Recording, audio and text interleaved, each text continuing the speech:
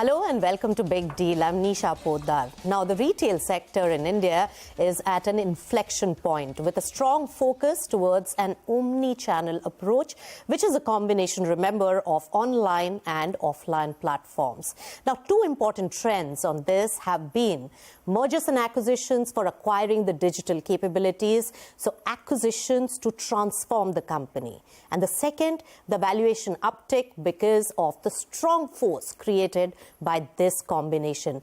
And big announcements to both these themes have really happened in this particular week. So let's discuss with the industry experts now. Joining me on the show are Rahul Arora, the CEO of Nirmal Equities. He's right here with me in the studio. And also joining us is an industry veteran, Lalit Agarwal, the founder and MD of V-Mart Retail. Gentlemen, so good to have you on CNBC-TV18. Now, starting with you, Lalit, what do you make of the big announcements and the game-changing moves really taking place in the industry? Just yesterday, we have got the announcement of Reliance Retail acquiring the valuation of $100 billion with QIA investments. So the foreign investors are really ascribing a lot of value with this omni-channel and the retail thrust in India. What does it mean for the sector? Hi, Nisha, and this is definitely one of the very, very good news for the retail industry as a whole, because we definitely, all of us understand the potential of India and potential of Indian consumer, and also the potential of the consumerism which Indians have. So I think, and then the growth that we are able to see in the consumer aspirations and consumer mindset, and the amount of the rural population and the rural audience or the consumers that we have, who is still not accessible to a lot of fashion and who is not still accessible to a lot of product and experiences. So with all of these announcements coming in, it definitely brings in and gives you a lot of... All right, we'll get back. That network is patchy, but Rahul is right here with us. So he was quite euphoric about the kind of valuations, and of course, the overall sector could be re-rated if more and more investors ascribe this kind of valuation to the sector. Now, Rahul, you have looked at the consumption sector for so long. At this moment, how do you see it developing, and what are the trends that are really picking up? So first of all, Nisha, thank you for having me on your show. I think the trend setting was sort of done about 2 or 3 years back when I think Reliance had raised money from Saudi, yes, from RDI, etc. I think the valuation then was $50 billion. Yes. Now it's doubled. I think the one thing that has changed in a very seminal fashion, Nisha, is the kind of consumption story that has emerged post-COVID. Lalitji's point is so well made that yes, everyone knows the India story, but the kind of demand that you're seeing for aviation, hotels, QSRs, electronics, I think this has never been seen. The potential was always there, but post-COVID, I think the way it has unleashed itself. Yes. And then you have a lot of players who are in the consumer electronics and similar allied spaces that are setting up manufacturing facilities here. iPhone 15 is going to be, assembled in India. Yes. So I think retail now is, as your introduction or lead said, is at an inflection point. Yes. This valuation doesn't surprise me. It's not exorbitant, but obviously the headline is $100 billion, so it becomes the third or fourth most valuable company in India, one of which is the parent. So I think, Nisha, the one thing that people need to keep in mind is, as far as this valuation is concerned, yes, is this is actually 50% of Reliance's market cap now. Yes. Right? Yes. So Reliance's market cap is about 17.5 lakh crores. This deal values retail at about 8.7 lakh crores. So yes, I think tongue-in-cheek, if I may, even though I know it's a promoter entity, the timing is quite interesting ahead of the AGM. I don't know if there'll be a listing announcement at some point, or at least a talk about a roadmap for this, because you have some very marquee investors. But look, Nisha, this is a $1 trillion industry, retail. Yes. And e-com is what? About 70 to $100 billion. It's not even 10% right now. It's, I was just reading some reports that are saying that India, by 2032, just the online is going to go from 70 billion to close to 950 billion to 1 trillion. Yes. So I think all the metrics are in order. And like I said, the valuations, I think we were discussing this off air as well. Yes. This is what? A 2.5-3 lakh crore top line company. So at 8.7 lakh crores, it's 3 times sales on a trailing.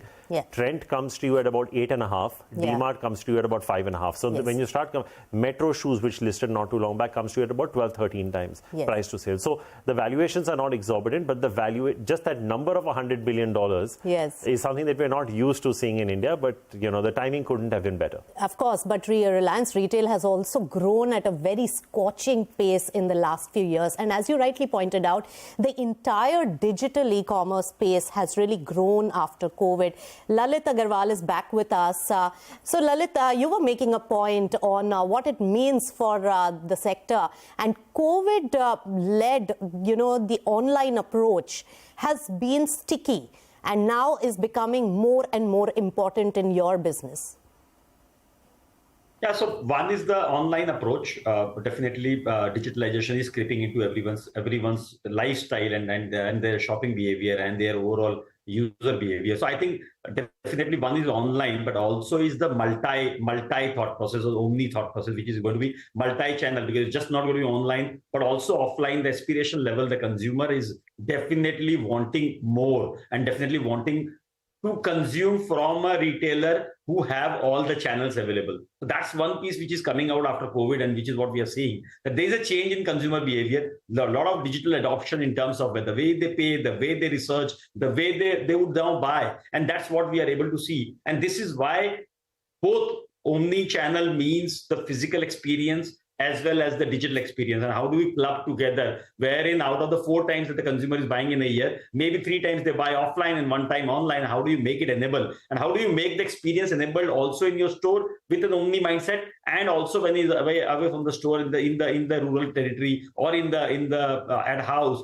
how does he have a similar experience like being in the physical store? So that's the overall approach which one has to see, and that's where it is just not giving the front end to the customer, but also making your team, making your processes, making your internal ways of analytics more compatible to this omni approach, and making your product ready for this omni approach. And those are some of the things which are very important. And that's the people or the companies who are able to do those, they are able to get those benefits, and definitely that's the future. And that's why valuations are being created and valuations are being paid by certain investors.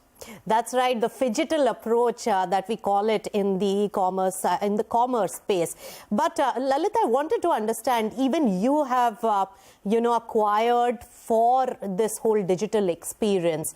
What are the challenges as well as the synergies one must look at, or how does the entire synergistic process really pan out while adopting from one type of platform to another? Give us a sense of that. I mean, see, Nisha, this definitely is the whole culture, and it is a whole theory of, thinking about business as a business. And because people who are deep into retail and offline retail or brick and mortar retail think the way consumer would behave in an offline manner. And people who are just doing online are thinking only in an online manner and a virtual manner. So how do you combine both the thoughts? And there are differentiated thought processes, because this is where in offline, where the customer is actually making an experience of the product, actually looking at it, actually trying it, actually visiting it, actually talking about the product. But when you are in the digital space, it is a different. And when you combine the two, it really brings out a unique problem areas, or brings in a unique opportunity, which becomes much more important in terms of whether you are defining the product, the kind of product that you specify, the cataloging of the product, how do you describe the product, how do you enable the customer about the product, and how do you make your search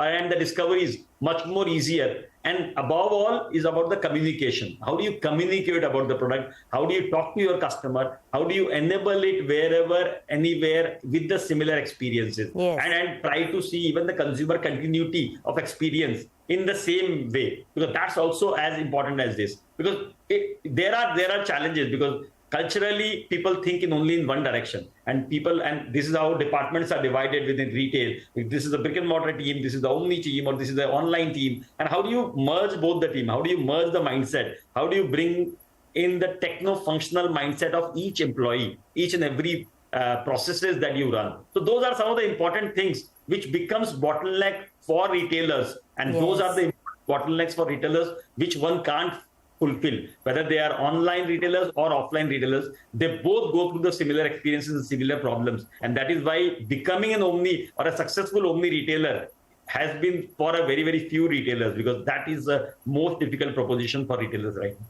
All right, very well pointed out, Lalit Agarwal, there, that it is not as easy, even though we talk about so many omni-channel companies and acquisitions. You have to also make sense of collaborating the two platforms as well. But Rahul, when you look at the companies, it has been reverse as well.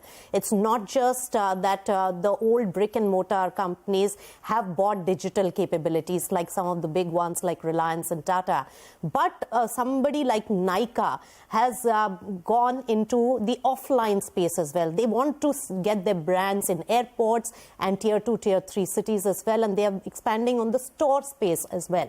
How do you see this trend as well? And some of the shareholders had raised concern about this as well. So how does one judge the valuation and analysis based on this? You've raised two very important points, Nisha, and I'll give you data to support my answer.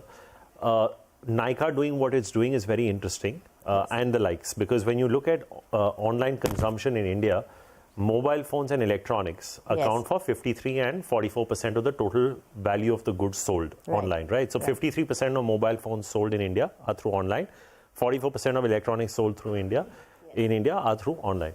However, when you come to fashion, apparels, wellness, even furniture or home, all those are around 15-16%, which tells you that people even today, and now with online becoming a force to reckon with, still prefer for these 4 to 5 verticals to go to stores, as Lalitji was pointing out, the touch and feel of it, right?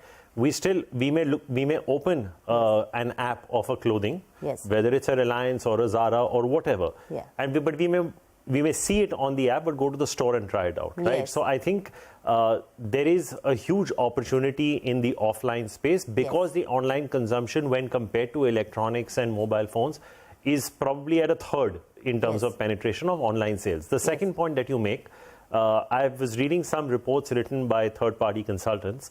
60% of the online sales that happened in the last completed calendar year, 2022, were in tier 2 and tier 3 cities. Right. So Lalitji operates most of his stores in what we would probably call the Hindi heartland, right? So he obviously understands that metric far better than most people, myself included. But the point being, I think conventional retailers will have to adopt this, and new retailers who are coming in through the online will have to go offline. You can see that in the Titan Carrot Lane deal, right? Why would Titan acquire Carrot Lane when it's a behemoth? It's to look at new price points.